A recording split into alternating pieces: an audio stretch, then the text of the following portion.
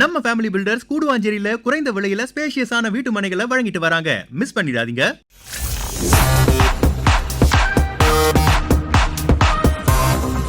Sports Eden யூஎஸ்க்கு வணக்கம். இது Sathya present sports Eden's the boundary line show with Muthu. Special partners நம்ம ஃபேமிலி பில்டர்ஸ். வேர்ல்டு கப்போட அந்த லீக் ஸ்டேஜஸ்லாம் வந்து முடிஞ்சிருக்கு. லாஸ்ட்டாக நடந்த மேட்ச்சில் வெஸ்ட் இண்டீஸும் ஆப்கானிஸ்தானும் ஆடி முடிச்சிருக்காங்க. வெஸ்ட் இண்டீஸ் இந்த மேட்சை ரொம்ப கம்ஃபர்டபுளாக வந்து வின் பண்ணியிருக்காங்க. வெஸ்ட் இண்டீஸ் ஆடுறதை பார்க்குறப்ப ரொம்ப நல்லா இருந்துச்சு. நிக்கோலஸ் புரன் ரொம்ப சூப்பராக பெர்ஃபார்ம் பண்ணியிருந்தார். And west Indies 4 out of 4 அந்த லீக் ஸ்டேஜை ஃபுல்லாக வந்து வின் பண்ணியிருக்காங்க. அண்ட் இந்த டோர்னமெண்ட்டே வந்து ஒரு வெஸ்ட் இண்டீஸ் டீமோட எமர்ஜென்சி அப்படிங்கிற மாதிரி வந்து இருக்குது. வெஸ்ட் இண்டீஸோட பெர்ஃபார்மன்ஸ் அப்படிங்கிறது ரொம்ப சூப்பராக இருக்குது. இப்போ சூப்பர் 8லையுமே அவங்கள வந்து பெருசாக வந்து எக்ஸ்பெக்ட் பண்ணுறாங்க. இந்த டோர்னமெண்ட்டாக ஒன் ஆஃப் தி ஃபேவரட்ஸாகவும் வந்து இருக்கிறாங்க. அதை தாண்டி ஆப்கானிஸ்தான் இந்த மேட்ச்சில் ஃபைட் கொடுப்பாங்கன்னு எதிர்பார்த்தோம். பட் ஃபைட் அவங்கள கொடுக்க முடியல. ரொம்ப ஒன் சைடட் மேட்சாக தான் போயிருந்துச்சு. ஆப்கானிஸ்தான் வந்து ரொம்ப சுமாராக ஆடி தோற்று போயிருக்கிறாங்க. ஸோ இந்த மேட்ச் பற்றி நிறைய விஷயங்கள் பேச போகிறோம். அண்ட் இதை தாண்டியுமே வெஸ்ட் இண்டீஸோட அந்த எமர்ஜென்ஸ், அப்புறம் வந்து பார்த்தோன்னா 2 நாளாக வந்து நிறைய விஷயங்கள் போய்கிட்டு இருக்கு. கௌதம் கம்பீர் இந்தியாவுக்கு கோச் ஆவாரா அப்படின்னு நிறைய செய்திகள்லாம் ஓடிட்டு இருக்கு. அப்புறம் இன்னொரு சைடு பாகிஸ்தான் டீமோட அந்த மோசமான செயல்பாடுகளை பற்றி நிறைய தகவல்கள், நிறைய செய்திகள் வந்துகிட்டு இருக்கு. ஸோ இது எல்லாத்த பற்றியுமே வந்து நம்ம வந்து முத்துக்கிட்ட பேசி தெரிஞ்சுக்க போகிறோம். வாங்க. வணக்கம் முத்து ப்ரோ. வணக்கம் ஸ்ரீராம். நல்ல கேமாக இருக்கும், க்ளோஸ் கேமாக இருக்கும்னு வந்து ஒரு எக்ஸ்பெக்டேஷன் இருந்துச்சு ஃபார்மில் இருக்கிற 2 teams. But one sided match தான். வெஸ்ட் இண்டீஸ் இவ்வளோ டாமினண்ட்டாக இவ்வளோ சூப்பராக ஆடுவாங்கன்னு வந்து சூப்பராக காமிச்சிட்டாங்க. அவங்கள பெரிய எமர்ஜிங்காக இருக்குது. அவங்கள பார்க்குறதுக்கே வந்து ரொம்ப நல்லா இருக்குது. ரொம்ப நல்ல டீமாக வந்து தெரியுறாங்க இந்த டீம். ஸோ எப்படி இருந்துச்சு உங்களுக்கு மேட்ச்? எனக்கு ஒரு விஷயம் என்ன பிடிச்சதுன்னா, ஆப்கானிஸ்தான் வந்து அவங்க கம்ஃபர்ட் ஜோனை விட்டு வெளியே வந்து நாங்க சேஸ் பண்றோம். நாங்க ஏன்னா எல்லா மேட்சும் டிஃபெண்ட் பண்ணி அவங்க ஒரு டீசென்ட் ஸ்கோர் குர்பாஸும் ஜத்ரானும் அடிச்சாங்க. அவங்களால டிஃபெண்ட் பண்ண முடிஞ்சு. பட் சூப்பர் 8ல அந்த மாதிரி கட்டாயம் வந்துச்சுன்னா என்ன பண்ணுவோம்? நம்மளோட ஸ்ட்ரென்த் அங்க ஒரு ஸ்கோர் செட் பண்றதுல எங்க, ஒரு ஸ்கோர் சேஸ் பண்றதுல எங்க இருக்கு அப்படின்றத மேபி அவங்க வந்து யோசிச்சு டாஸ்ல இந்த டெசிஷன் எடுத்தாங்களா அப்படின்னு எனக்கு ஒரு டவுட் இருக்கு. அப்படி எடுத்திருந்தா ஓகே.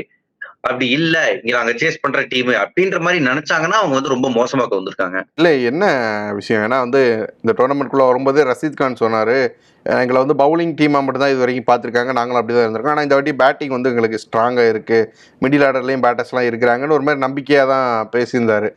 ஆனால் இன்றைக்கி சேசிங்னு வரப்போ இவ்வளோ சுமாராக ஆடி இருக்காங்க. 219 டார்கெட்னு நினைக்கிறேன். ஸோ அது கொஞ்சம் க்ளோஸாக வந்து 170 180 எடுத்திருந்தால் கூட வந்து பெரிய அளவில் அவங்களுக்கு வந்து தப்பாக தெரிஞ்சிருக்காது. பட் வந்து கம்ப்ளீட்டாக வந்து தோத்துட்டாங்க. அரௌண்ட் 100 கிட்ட தான் அவங்களால எடுக்க முடிஞ்சுது, அவ்வளோதான் ஸ்கோர் பண்ண முடிஞ்சுது. அப்படிங்கிறப்போ அவங்களுக்கு பெரிய டிசப்பாயின்மெண்ட்டாக இருந்திருக்கலாம் பேட்டிங் நினைச்சு. நிச்சயம். ஏன்னா பேட்டிங் ரொம்ப ஃப்ரெஜைலுங்க, டாப் ஹெவி. அவங்களுக்கு மெஜாரிட்டி ஆஃப் ரன்ஸ் அடிச்சிருக்கிறதும் குர்பாஸும் ஜத்ரானும் அவங்க வந்து டாப் ஆஃப் த ஆர்டர் வந்துடுறாங்க. பிரச்சனை என்னன்னா மிடில் ஆர்டர்ஸ்ல ரன்ஸ் வரல.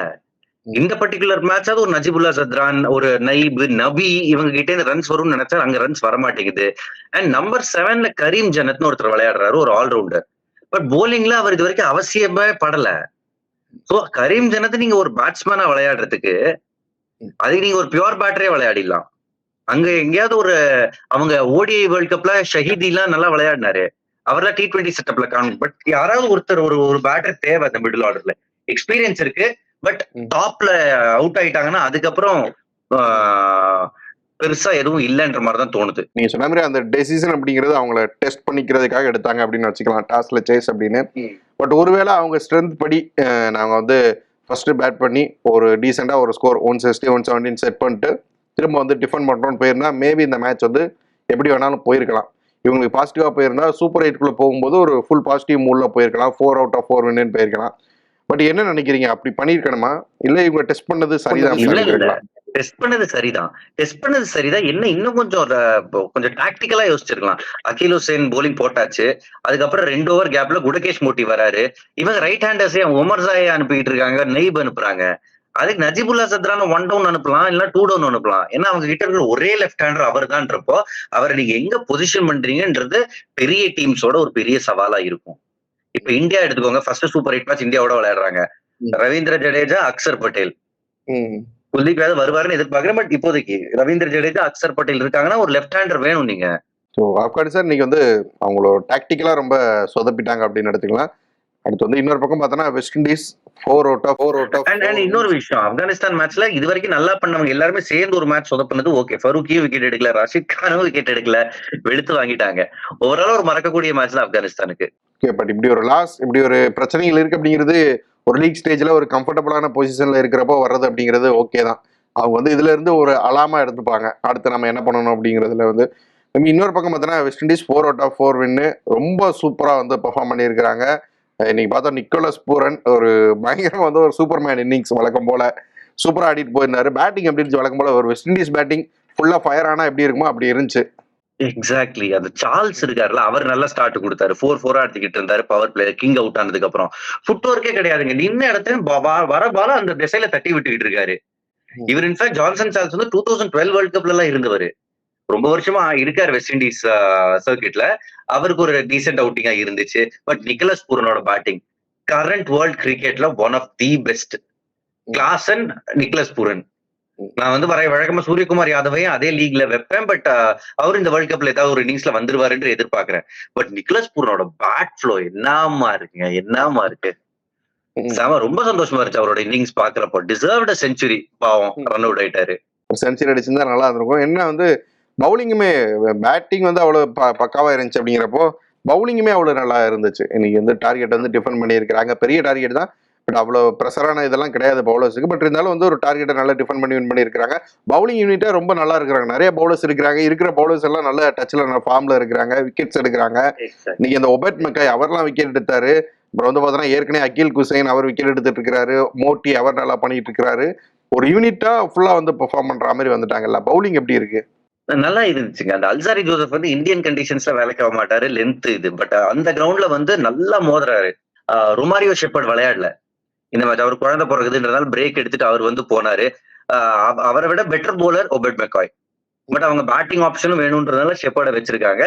ஒபெட் மெக்காய் நல்ல மேட்சுங்க. அவருக்கு பால 2 பக்கமும் எடுத்து போனாரு. ஓவர்லயே 2 விக்கெட்டு. ரொம்ப அழகா போலிங் போட்டாரு. இப்ப அடுத்த மேட்ச் அவங்களுக்கு வந்து ஒரு கன்ஃபியூஷன். ஷெப்பர்ட் ஆட வைக்கணுமா இல்ல மெக்காய் ஆட வைக்கணுமா அப்படின்ற ஒரு கன்ஃபியூஷன் லெவலா. பட் அதெல்லாம் good problems to have. 2 spinners Akeal Hosein power பிளேல டைம் அண்ட் அகைன் அந்த உள்ளே ஒரு பால் டிஃப்ட் பண்றாரு. அந்த பால்ல விக்கெட் எடுக்கிறாரு. மோட்டி அதை விட ரொம்ப டிஃப்ரெண்ட். வெல் ரவுண்டட் போலிங் அட்டாக்கா தெரியுறாங்க. என்னது அவங்களுக்கு வந்து வீக்னஸ் பாத்தீங்கன்னா இந்த ஆல்ரவுண்டர்ஸ் பேட்டிங் அண்ட் போலிங்காக வச்சுக்கிறாங்க. பியூர் போலர்ஸ் அவங்க கிட்ட அவ்வளவா இல்ல. இப்ப மெக்காய் இருந்ததுனால இன்னொரு பியூர் போலர். அல்சாரி ஜோசப் மட்டும் தான் பியூர் போலர் இந்த பர்டிகுலர் டீம்ல. எமர்ஜென்ஸ் ஆஃப் வெஸ்ட் இண்டீஸ் எப்படி இருக்கு பாக்குறதுக்கு. 4 out of 4 வின்ஸ் இப்போ வேர்ல்டு கப்புக்குள்ள வந்துட்டு வெஸ்ட் இண்டீஸ் மாதிரி ஒரு டீம் வந்து ஜெயிச்சாங்க அப்படின்னா அது எல்லாருக்குமே ஒரு ஹாப்பினஸா தான் இருக்கும். அவங்க வந்து ரொம்ப ரொம்ப அவங்களுக்கு ஹார்டான டைம்ஸா தான் இருந்திருக்கு. Last ODI world cup west Indies இல்லாம ஒரு வேர்ல்டு கப் அப்படிங்கிறதே யாராலும் யோசிச்சே பார்க்க முடியாதா இருந்துச்சு. ஆனா நடந்துருந்துச்சு. அப்படி ரொம்ப டிஃபிகல்ட்டான சிச்சுவேஷன்ஸ் தான் இருந்திருக்கு அவங்களுக்கு கிரிக்கெட்டை பொறுத்த வரைக்குமே லாஸ்ட் ஃபியூ இயர்ஸா. பட் இங்க வந்து வேர்ல்டு கப் அப்படிங்கிறப்போ T20 அப்படிங்கிறப்போ அவங்களுக்கான ஃபார்மேட்ல அவங்க பயங்கரமா வந்து கச்சிதமா ஆடிட்டு இருக்கிறாங்க. ரோமன் போலுமே இன்னைக்கு மேட்சை முடிச்சுட்டு ரொம்ப இன்ஸ்பைரிங்கா பேசியிருந்தாரு. ஒரு நம்பர் 8 தான் நாங்க இருந்தோம், பட் இப்போ நம்பர் 3க்கு வந்திருக்கிறோம். இப்படி ஒரு பொசிஷன்ல நான் வெஸ்ட் இண்டீஸா பார்த்தது இல்லை. நான் வெஸ்ட் இண்டீஸ் டீம்ல இப்படி நம்பர் 3 பொசிஷன்ல இருக்கப்போ ஆடினது இல்லை அப்படின்னு சொல்றாரு. ஒரு எமர்ஜென்சி ஆஃப் வெஸ்ட் இண்டீஸ் அப்படின்னு எடுத்துக்கலாமா இந்த டோர்னமெண்ட்டை? நிச்சயமா அருமையா லீட் பண்ணாரு. கோச் டாரன் சாமிக்கு கிரெடிட் கொடுத்தாரு. நிக்கலஸ் பூரன் பேசுறப்பையும் இது வந்து இன்னைக்கு வந்த எஃபர்ட் கிடையாது. இது வந்து ஒரு 14 மாசம் நாங்க போட்டிருக்கோம். இதுல இன்டர்நேஷனல் கிரிக்கெட்ல நல்லா பண்ணணும்ன்றதுக்காக நாங்க ஸ்பெண்ட் பண்ணிருக்கோம் இவ்வளவு டைம். ஸோ நிறைய மேட்சஸ் நடுவில் வந்து மிஸ் பண்ணல. வழக்கமா பிரான்சைஸ் கிரிக்கெட்டுக்கு தான் எல்லா பிளேயர்ஸும் போவாங்க. வெஸ்ட் இண்டீஸ் காட்டுறப்ப ரொம்ப கம்மி பிளேயர்ஸ் தான் இருப்பாங்க. பட் இந்த தடவை அப்படி இல்லாம முடிஞ்ச அளவுக்கு ஆஸ்திரேலியா சீரீஸ்ல வந்து ஃபுல் ஸ்குவாட் எடுத்து போனாங்க. ஆண்ட்ரே ரசல், ஷே ஹோப் இவங்கெல்லாம் அப்பவே இருந்தாங்க. ரதர்ஃபோர்ட். ஸோ 14 மந்த்ஸா இந்த ஒரு சிஸ்டம் ரன் பண்ணியிருக்காங்க. அதுக்கான எஃபர்ட் தெரியுது. இன்ஃபேக்ட் இந்த தடவை பெஞ்ச் ஸ்ட்ரென்த்தும் பாருங்க. ஒரு ஷிம்ரன் ஹெட்மேயர் பெஞ்ச்ல உட்காந்துக்கிட்டு இருக்காரு. இவ்வளவு நாள் மெக்காய் பெஞ்ச்ல உட்காந்துக்கிட்டு இருந்தாரு. அங்கேயும் வெல் கவர்டா தெரியுறாங்க இந்த வெஸ்ட் இண்டீஸ் டீம். சூப்பரான ஒரு டீம் தராங்க. அடுத்து சூப்பர் 8க்குள்ளேயும் வர போறாங்க. வந்து என்ன பண்ண போறாங்கன்னு தெரியல. ரொம்ப கஷ்டமான ஒரு குரூப்ல வேற இருக்கிறாங்க. சவுத் ஆப்பிரிக்கா இருக்கிறாங்க, இங்கிலாந்து இருக்கிறாங்க, கூட வெஸ்ட் இண்டீஸ் இருக்கிறாங்க. பயங்கரமான காம்படிஷனாக தான் இருக்கும். நம்ம அதை பத்தி தனியா வந்து பேசலாம். ஆனா இப்போ இந்த 2 நாளைக்குள்ள நிறைய விஷயங்கள் வெளியும் பேசப்பட்டு இருக்கு. நாம பேசிட்டு இருந்த சமயத்துல நம்ம நேற்று பேசின கம்பீரை பத்தி நாம பேசிட்டு இருந்த சமயத்துல கம்பீர் வந்து இன்டர்வியூ அட்டன் பண்ணிட்டு இருக்கிறதா வந்து செய்திகள்லாம் வெளியாகி இருக்குது. ஆல்மோஸ்ட் கன்ஃபார்ம் அப்படிங்கிற மாதிரி தான் வந்து தெரியுது. மேபி என்ன நடக்குன்னு பார்க்கலாம். உங்களோட உங்களுக்கு ஏதாவது தகவல் இருக்கா இது சம்பந்தமா? எனக்கு எதுவும் இல்லைங்க. இன்ஃபேக்ட் நீங்க சொல்லிதான் எனக்கே இது தெரியும். நான் காலையில 4 மணிக்கு மேட்சுக்கு போய் கமெண்ட்ரி பண்ணிக்கிட்டு எங்கே இருந்து வெளி உலகத்துல என்ன நடக்குதுன்னே தெரிய மாட்டேங்குது. ஆல்மோஸ்ட் வந்துடும் நினைக்கிறேன். நம்ம சீக்கிரமே அனௌன்ஸ் பண்ண ஒரு 10 டேஸ்ல வந்து அனௌன்ஸ் பண்ணி எதிர்பார்க்கலாம். ஸோ அதுக்கப்புறம் ஒரு புது இந்தியன் டீம் ஒரு புது கலர்ஸ்ல வந்து தெரிவாங்கன்னு நினைக்கிறேன். அதுக்கப்புறம் அதை பத்தி நிறைய பேசலாம். அப்புறம் இன்னொரு விஷயம், நம்ம பாகிஸ்தான் டீமை பத்தி நேற்று நம்ம நிறையவே பேசணும். அவங்களோட பிரச்சனைகள் என்ன அப்படிங்கிறத பத்தி கண்டினியூஸா பேசிட்டு இருக்கிறோம். நம்ம பேசுன மாதிரியே வந்து கேரி கிருஷ்ணன் ஒரு கருத்து வந்து சொல்லியிருக்கிறதா ஒரு செய்தி வந்து உலாவிக்கிட்டு இருக்கு. என்னன்னா அங்க அமெரிக்காவுக்கு ரிப்போர்ட் பண்ண போயிருப்பாங்கல்ல பாகிஸ்தான் ரிப்போர்ட்டர்ஸ். ஸோ அவங்க தரப்புல இருந்து ஒரு செய்தி வந்து நேற்று வெளியாகி இருக்குது. என்னன்னா கேரி கிருஷ்ணன் பாகிஸ்தான் டீம்ல ரொம்ப டிசப்பாயின்மெண்டா இருக்கிறதாவும், இப்படி ஒரு டீமை நான் வாழ்க்கையில நான் பார்த்ததே இல்லை, எல்லாரும் வந்து தனித்தனி தீவா இருக்கிறாங்க, ஒரு டீமாவே இல்லை, அவங்க டீம்னு சொல்லிக்கிறாங்க ஆனால் அது ஒரு டீமே இல்லை அப்படின்னு சொல்லிட்டு அவர் வந்து தன்னோட டிசப்பாயின்மெண்ட்டை சொன்னதாகவும், அப்படின்னு அங்கிருந்து ரிப்போர்ட்டர்ஸ் வந்து இங்க வந்து ரிப்போர்ட் பண்ணி அது நேத்து பயங்கர வைரலா வந்து நியூஸ் ஆகிருந்துச்சு. இது ஆப்வியஸ்லி அவர் சொன்னாரா சொல்லலையா, பட் வந்து அஃபிஷியலா அன்அஃபிஷியலா எதுவுமே தெரியாது. பட் அங்க இருக்கிற ரிப்போர்ட்டர்ஸ் ரிப்போர்ட் பண்ணியிருக்கிறாங்க இப்படி ஒரு விஷயம் இருக்கு அப்படின்னு. பட் இந்த பிரச்சனை வந்து அவர் சொன்னாரா சொல்லலையா, ஆனா இந்த இப்படி ஒரு பிரச்சனை இருக்கு அப்படிங்கிறத நாமளுமே பேசிட்டு தானே இருக்கிறோம். எக்ஸாக்ட்லி. நமக்கே தெரியும். கேரி கிருஷ்ணனுக்கு இப்பவா தெரியுது? அப்படிதான் எனக்கு கேட்க தோணுது. தெரியும்.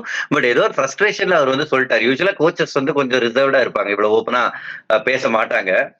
பட் நடந்திருக்கு. எல்லாருமே டிசப்பாயிண்டட். அன்னைக்கு ரமேஷ் ராஜா வந்து ஒரு ஸ்டார் ஸ்போர்ட்ஸ்க்காக ஒரு நிகழ்ச்சியில பேசுறப்போ பெத்தட்டிக் பெர்ஃபார்மன்ஸ்ன்றாரு.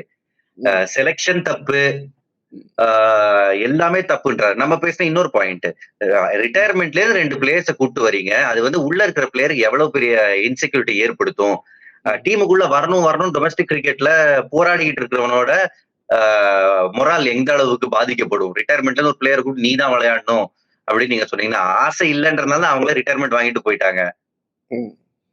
அவங்களை கூப்பிட்டு விளையாடுறதா உள்ள இருக்கிற பிளேயர்ஸ்க்கு நீங்க என்ன மெசேஜ் கொடுக்குறீங்க?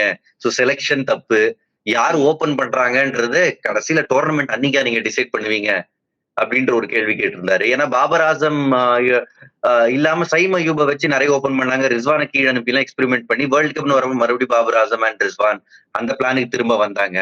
ஓவராலா பயங்கர கன்ஃபியூஷன். பட் எல்லா கன்ஃபியூஷனுக்கு என்னதுன்னா, நம்ம ஒரே தீர்வு என்னன்னா டீமா விளையாடணும். டீம் கேம்ல எப்பவுமே பிளேயிங் ஃபார் ஈச் அதர்னு சொல்லுவாங்க. நான் உனக்காக விளையாடுறேன், நீ எனக்காக சேர்ந்து விளையாடி, இதுதான் ஒரு டீம் எஃபர்ட். அது இல்ல, எல்லாரும் இண்டிவிஜுவலா அவங்களோட உலகத்திலேயே இருந்தாங்கன்னா இந்த மாதிரி தான் ரிசல்ட்ஸ் இருக்கும். ஆர்கனைசேஷன் ரொம்ப தப்பா இருக்கு, கிரிக்கெட் போர்டு ரொம்ப தப்பா இருக்கு அப்படின்னு அவர் வெளிப்படையா பேசுறாரு. ஸ்டார் ஸ்போர்ட்ஸ்லயே உங்களோட அந்த லைவ்லயே வந்து அவருமே பேசுறாரு. நிறைய விஷயங்கள் அவருமே வெளிப்படையா பேசுறாங்க. பாகிஸ்தானோட எக்ஸ் கிரிக்கெட்டர்ஸ் வந்து நிறைய விஷயங்கள் வந்து டீம் தப்பா இருக்கு அப்படிங்கறத ஒத்துக்கிறாங்க. அவங்ககிட்ட ஒரு யூனிட்டி இல்லை அப்படிங்கறத அவங்களே பேசிக்கிறாங்க. நிறைய பிரச்சனைகள் இருக்கு. ஃபர்ஸ்ட் வந்து இவ்வளவு பிரச்சனைகள் இருக்கு அப்படிங்கிறது வெளியே தெரிகிறது அப்படிங்கிறதே ஓகே தான் நினைக்கிறேன். இஷ்யூஸ் உள்ள இருக்குன்னு தெரியுது. இதுக்கான சொல்யூஷனை நோக்கி போனாங்க அப்படின்னா மேபி 2025 அடுத்த டோர்னமெண்ட் இருக்கு பாகிஸ்தான்ல ஹோம்லயே. அதுல ஏதாச்சும் மேபி பெட்டரா ஆகலாம். எக்ஸாக்ட்லிங்க. இவ்வளவு நல்ல டீமை வச்சுக்கிட்டு குவாலிஃபை ஆகலைன்னா இது ரொம்ப மோசமான ஒரு விஷயம்.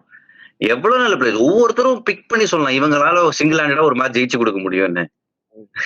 அப்படியே எல்லாரும் ஒவ்வொருத்தரும் சிங்கிள் ஹேண்டடா விளையாடினா இல்ல. நம்ம வந்து ஸ்ரீலங்கா வந்து பார்த்தோம். ஃபர்ஸ்ட் வந்து ஸ்ரீலங்கா வந்து ரொம்ப சுமாரா ஆடி ஒவ்வொரு டோர்னமெண்ட்டுக்கும் குவாலிஃபயர் போய் ஆடுறதெல்லாம் பார்த்தோம்.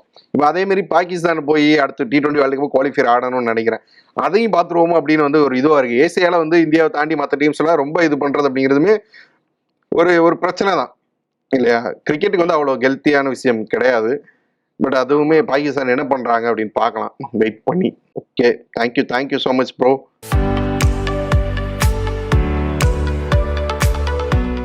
நம்ம நம்பிக்கைக்குரிய நம்ம ஃபேமிலி பில்டர்ஸ் கூடுவாஞ்சேரி பண்டூர் ஏரியாவுல நீங்க எதிர்பார்க்காத விலையில ஸ்பேஷியஸான வீட்டு மனைகளை வழங்கிட்டு வராங்க. மிஸ் பண்ணிடாதீங்க.